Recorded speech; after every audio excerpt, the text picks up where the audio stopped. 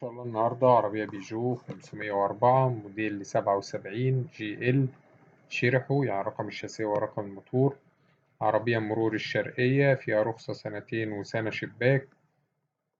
العربية ما شاء الله عليها حوض شركة جديد لانج، إزاز كهرباء، 4 جنوط الخرشوفة، 4 فرد كاوتش جديد، بطارية جديدة، طقم صوت وسماعات الأصلي، آلات جر 1000 في 1000، مكنة عفشة ولا كلمة.